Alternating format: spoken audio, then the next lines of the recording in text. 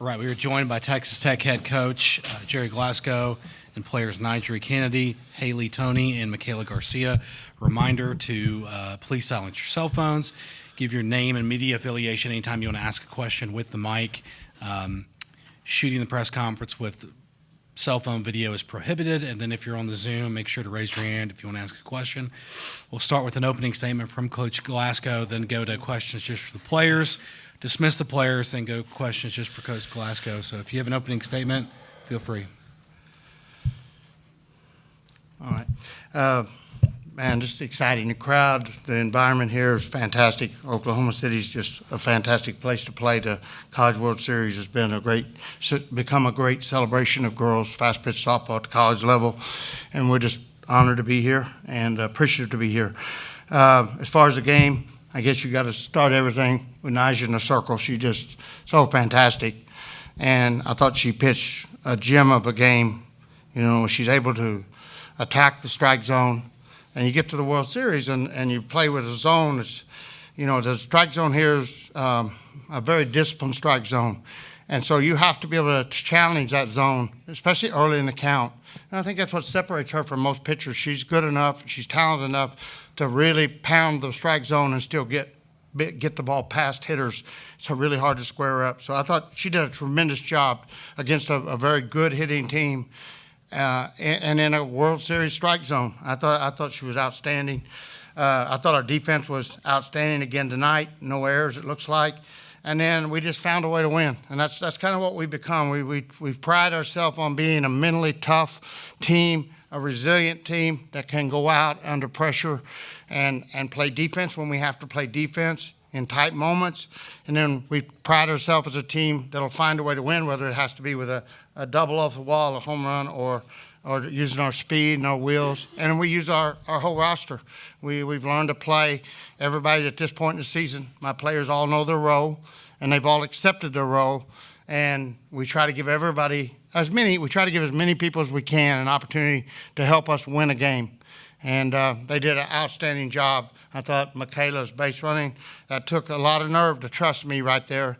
And she couldn't have executed it better. Luckily, you know, it took some luck. I think some things went our way and it worked. Could have easily looked really silly. But that's a gamble you have to take at this level. And then I thought the second run, the home run, I think it was a 3-2 count. You know, I was looking at the stats this morning, the last 10 games, and Hailey Toney's hitting like 480. She's been an absolute rock star for us in the postseason. I felt so good about when she got that count of 3-2. I could tell she was really getting on time. That was a huge hit. And then I thought Reagan Jennings, again, I thought she was something like 9 for 16, 9 for 17 pinch hitting, and you put her in, and she just finds a way to get that hit. That was a huge run to be able to go out there in the seventh inning with a 3-1 lead instead of a 2-1 lead. So just super proud of my ball team. I should always compliment Vic Valdez. She does an amazing job behind the plate, and she was a great receiver for NiJaree tonight. She's the energy of our ball club. I thought she was outstanding as well behind the plate. Go front row left, David. David Collier, ABC Lubbock. MK, take us through that whole sequence. I guess Coach told you were going, but take us through the entire moment there until you slide through UCLA catcher's leg.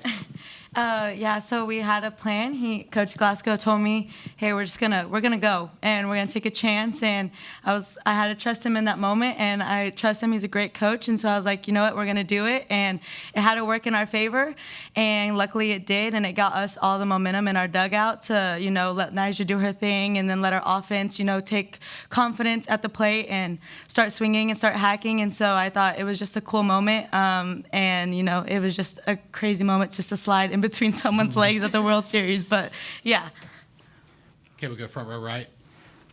Brady Vernon, South America. Just NiJaree, you held Grant and Woolery hitless. Just how much did your previous matchups with them in past years kind of help going into tonight?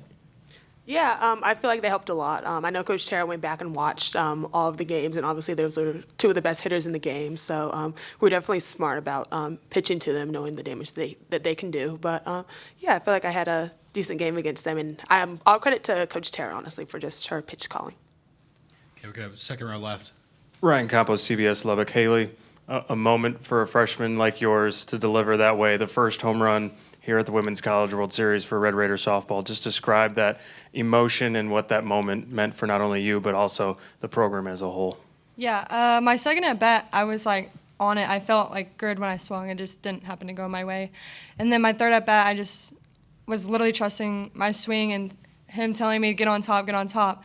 And then it just happened. And then all the momentum, like Makayla said, it was all in our dugout, and I just felt confident going up to the plate. Okay, we'll go second row right. Ty Kaplan, the Daily Toreador. For all of y'all, obviously that second inning, bases get loaded. Coach Glasco was a little emotional, and then you get the strikeout, you get the out, and then he comes over to you guys and is just fired up. Can you run me through that, the emotions, and just kind of the coach that Coach Glasco has been for y'all in those kind of big moments? Yeah, I feel like he was just firing us up, and I feel like that just describes him as a coach. Like, he's always going to fight for his players, always going to just be excited for us, and he wants to see us win. Yeah, I feel like he always has confidence in us, and no matter what situation, and yeah, just fired us up.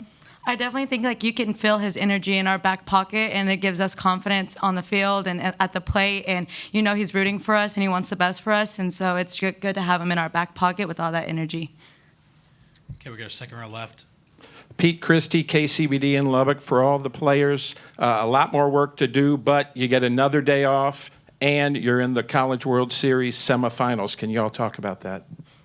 Yeah, it feels amazing. Just this being our first time here as a team and just being able to get to the semifinals, I feel like it's a huge accomplishment by itself. But obviously, we're not finished. We're going for the whole thing, like every other team here. But yeah, it's definitely something to be proud of, and we're definitely going to take the day off, rest, relax, probably do some early morning hitting, and then get back at it. Yeah, like NiJaree said, job's not done, and we just have to come out again with confidence in that last inning and have each other's back.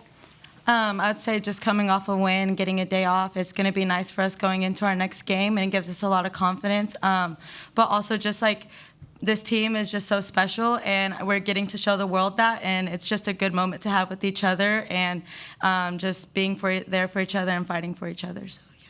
Okay, we go second row left. Nathan Geese, Lubbock Avalanche Journal. Makayla, you being the hometown kid, being on this team, coming back and being part of this, what has all of this meant to you? And then have that moment being from the Lubbock area and getting that opportunity? It's definitely just so special to put Lubbock on the map, and getting to show everyone like what Texas Tech is like really made of, and it's just so special for my hometown, and like seeing everyone at the World Series and seeing so many hometown people coming and supporting us is just so special, and just being a hometown kid makes it even more special. Get to watch our community, and we love our community, and they're so supportive for us, and just getting to grow this program is just a huge thing for us. So yeah. Okay, last one for players, third row in the right. Hi there, Andrew Waters with KTXT in Lubbock. Obviously, a lot of Red Raiders came out here Thursday, a lot of Red Raider fans out here today. Can y'all just talk about how impactful it's been to have all these fans here, especially with these games being as close as they were? Yeah, kind of the same thing Makayla said. I feel like we just really feel the community, and everyone just loves Tech in Lubbock. So just being able to feel the crowd in our back pocket, I feel like we can use that momentum. Yeah, I feel like they're always cheering no matter what, and once if there's a bad call, like they're always on it, and we just use that to fulfill like our, I guess, journey. Just like getting to hear like Raider Power fill up the stands, that's something special that we do in Lubbock, and you hear it at football games, basketball games, and it's just so impactful getting to hear it in the softball world, and so I think that's very special for us, getting to have everyone come out and support us, and it's just special for our team. Right, thank you, players. You're dismissed. Thank you. Thank you. All right, we'll start things off for Coach with David in the front row left. David Collier, ABC Lubbock. Coach, can you take us through that sequence with MK and the decision you made at that point, why you wanted to steal home? Well, I said we'll wait till 2 strikes. When we get 2 strikes, we're going to start the runner first. And I think they'll look at the runner first. I don't think they'll throw it. And I want you to go. I want you to just take off and go. Kamikaze. And she looked at me like, what? Because it's not something we've practiced. I said, look, just trust me. If I'll be the one who takes the blame at the press conference, because I really thought that she would stand up and not throw to second, but I thought she would just flip it to the pitcher, and I knew that we had to go we had to just take off for home in order to make it. And that was what I was counting on. What I didn't count was just to stand there with the ball, but it worked. So sometimes you just feel like, give the glory to God. That was one of those moments where luck was on our side or fate was on our side. Okay, we go front row right. Brady Vernon, Softball America. Just when we talked preseason, you talked a lot about Hailey's potential and talent, and just to see that kind of arise at the biggest moments, how cool has that been for you? She's an enormous talent, and she's also extremely hard worker, extremely good student. She's extremely sensitive. So my coaching style and her learning style, I probably wasn't the right coach for her the first month of the season. And finally I caught on, like when I said anything critiquing her, it just cut her. And once I learned that, then I just have to always, she doesn't need push, she's pushing herself. Once I understood her personality and her work habit and her desire, just encourage her and just keep building her with positivity. Once we did that, we hit another level. And I think if we go back to the very beginning of the season, it was pretty, we start off with we struggled to hit early. And then when she got going, she just caught fire. Then she's been a lull or two, which is normal for freshmen. And the scouting reports will find something, and you got to fix it and take that away. And she's just special. And the same way on her defense in the fall, I kept going home saying she never makes an error. Like the kid never makes an error in practice, ever. And that's not normal. And then season started, and you look at the first half of the season, first 25 games, there was like errors, and they were like the easiest balls in the world. But one day we just leave her alone. Don't bother her. Don't talk to her. Don't say a word. Just leave her alone. And man, when she got going, it's been unreal. Her defensive play and her talent level allows her to be highly successful when she's comfortable. So just an enormously talented athlete, but also that kid that is always early, always late to leave practice. I brag on Nijaree's work habit all the time. Hailey's right there trying to emulate everything she does. And that's a really good aspect of our program to have her leadership and know it's going to be here for a few years. Okay, we go second row left.